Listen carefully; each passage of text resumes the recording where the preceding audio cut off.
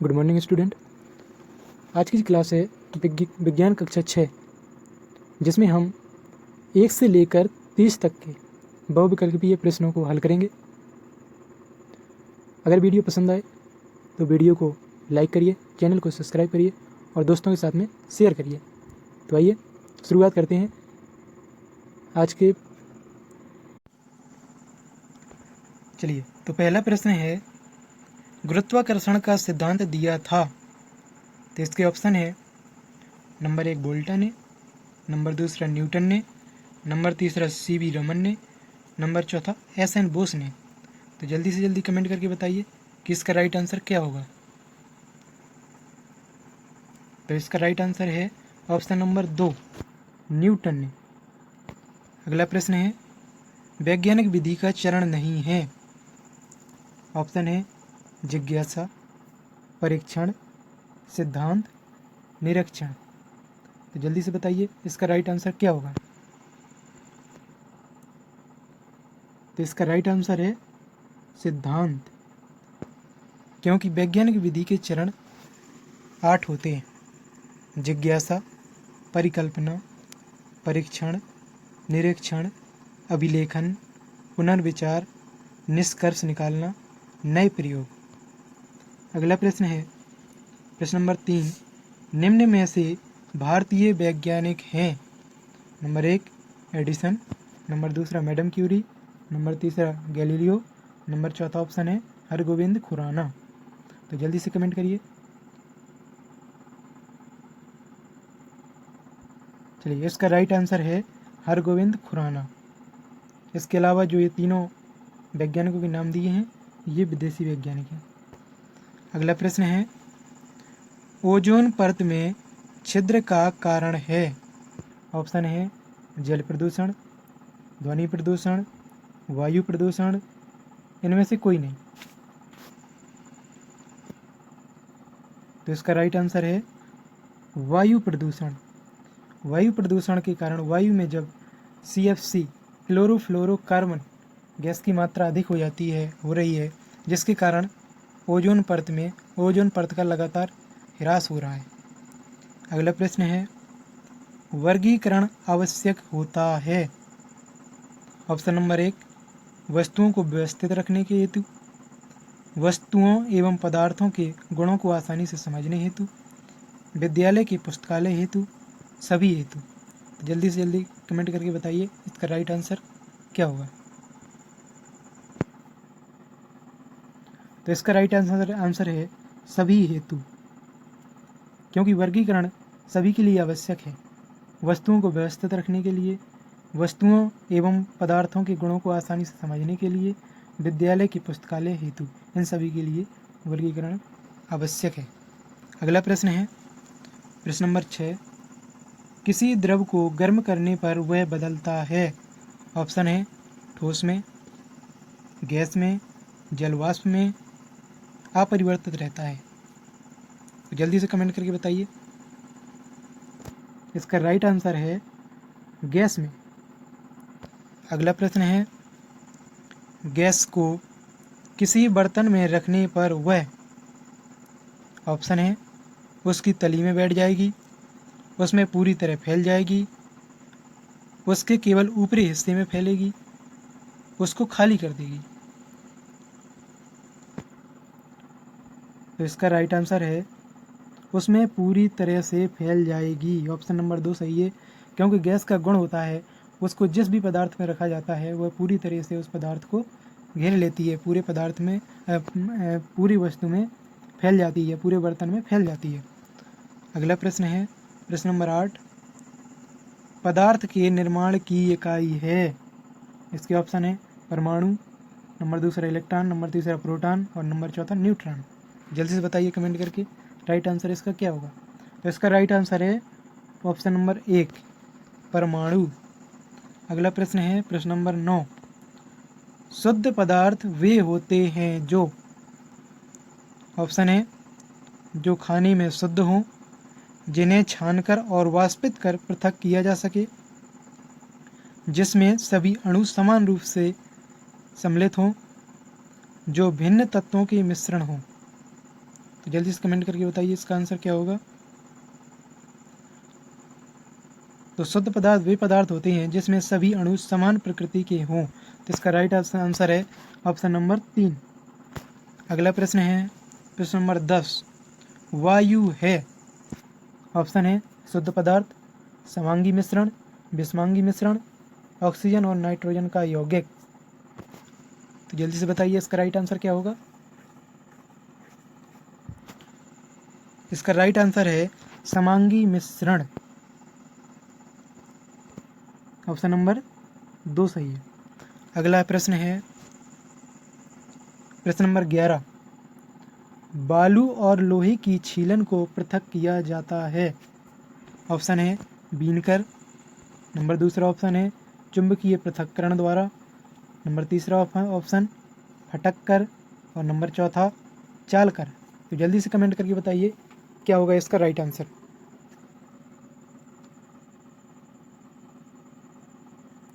तो इसका right answer है चुंबकीय पृथक्करण द्वारा, ऑप्शन नंबर दूसरा सही है, क्योंकि चुंबक जो होती है वो लोहे की बनी वस्तुओं को अपनी ओर आकर्षित करती है। प्रश्न नंबर अगला प्रश्न नंबर 12 है भौतिक परिवर्तन में।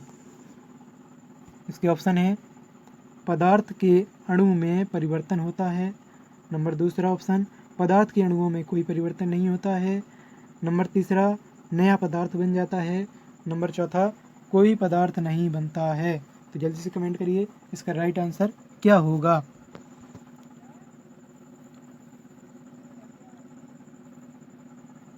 तो इसका राइट आंसर है ऑप्शन नंबर 2, पदार्थ के अणुओं में कोई परिवर्तन नहीं होता है।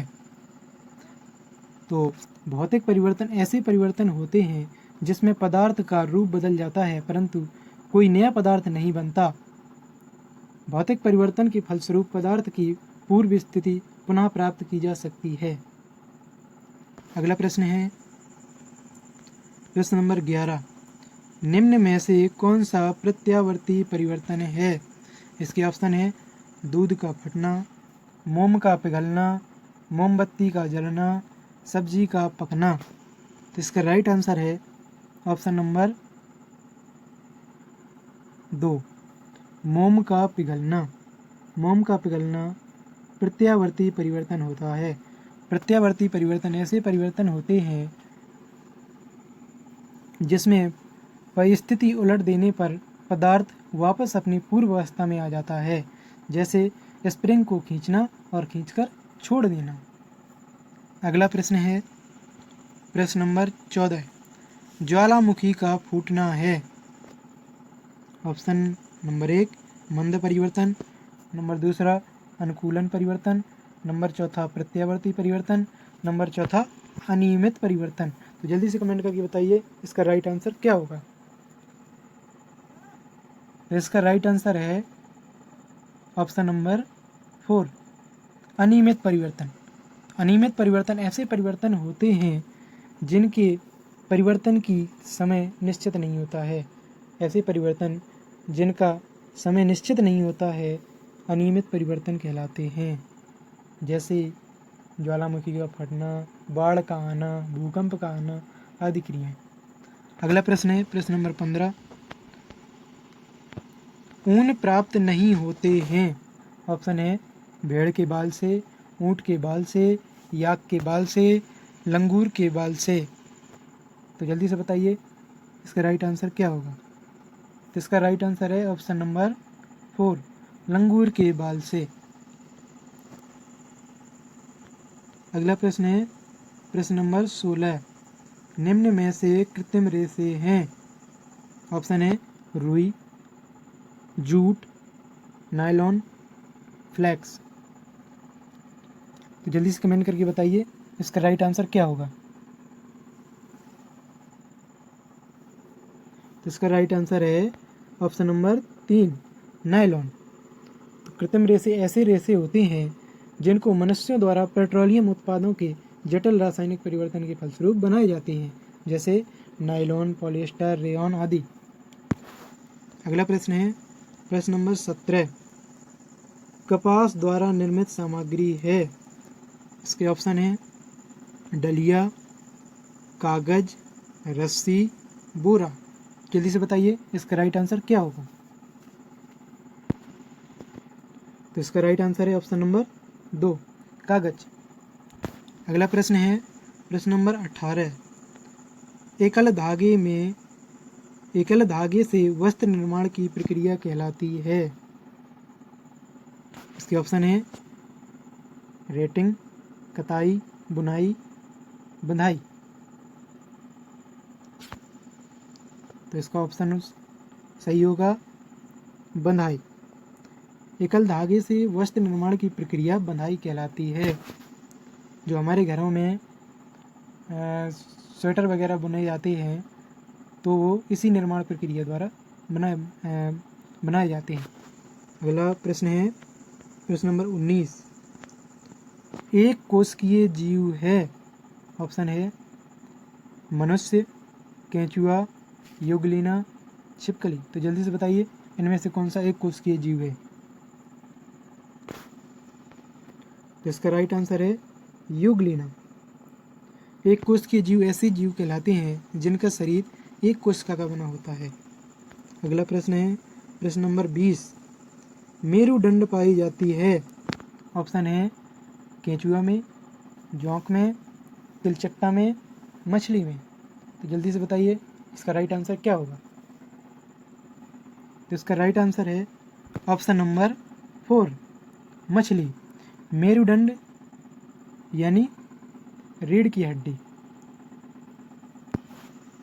अगला प्रश्न है प्रश्न नंबर 21। अपुष्पीय पौधे हैं। तो इसके ऑप्शन है नंबर 1 आम, नंबर 2 फर्न, नंबर 3 जामुन, नंबर 4 केला। तो इसका जल्दी से बताइए राइट आंसर क्या होगा। तो इसका राइट आंसर है फर्न। अपुष्पीय पौधे ऐसे पौधे होते हैं जिनमें पुष्प नहीं पाए जाते हैं।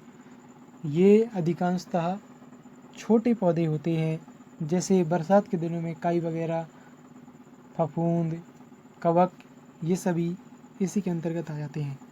अगला प्रश्न है प्रश्न नंबर 22। मूल रोम किस में पाए जाते हैं। तो इसके ऑप्शन है तना में, पत्ती में, जड़ में, पुष्प में। जल्दी से कमेंट करके बताइए कि मूल रोम किस में पाए जाते हैं। तो इसका राइट आंसर है जड़ में। मूल रोम जड़ में पाए जाते हैं और मूल रोम जल में उपस्थित खनिज लवण को अवशोषित करने का कार्य करते हैं। अगला प्रश्न है प्रश्न नंबर 23। मेढक रहता है। ऑप्शन है स्थल पर, जल में, जल तथा स्थल दोनों में, वायु में। तो जल्दी से कमेंट करके बताइए इसका राइट आंसर क्या होगा। तो इसका राइट आंसर है जल एवं स्थल दोनों में, ऑप्शन नंबर 3। तो मेढक एक उभयचर जंतु है जो जल एवं थल दोनों में रहता है। अगला प्रश्न है प्रश्न नंबर 23। प्रश्न नंबर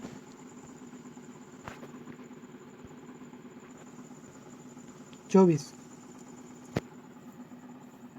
प्रश्न नंबर 24 है मछली सांस लेती है। ऑप्शन है गिल्स द्वारा, फेफड़ों द्वारा, त्वचा द्वारा, पंखों द्वारा। तो जल्दी से कमेंट करके बताइए कि मछली किसके द्वारा सांस लेती है। इसका राइट आंसर है ऑप्शन नंबर 1, गिल्स द्वारा। अगला प्रश्न है प्रश्न नंबर 25। ऊँट में कुबड़ में संचित होता है। ऑप्शन है वसा, कार्बोहाइड्रेट, प्रोटीन, खनिज लवण। तो इसका राइट आंसर है वसा। ऊँट के कुबड़ में वसा संचित रहती है, जिसका उपयोग जब ऊँट को कई दिनों तक भोजन नहीं मिलता है तो वो इसी का पाचन करता रहता है और उससे ऊर्जा प्राप्त करता रहता है। अगला प्रश्न है नागफनी का पौधा है। इसके ऑप्शन है मरुस्थलीय, जलीय, ऊपरी रोही और नंबर 4 आरोही।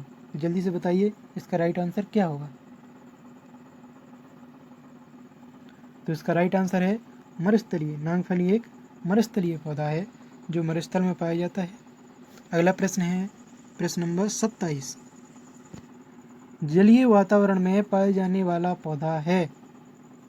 ऑप्शन है मटर, सिंघाड़ा, आलू, मक्का।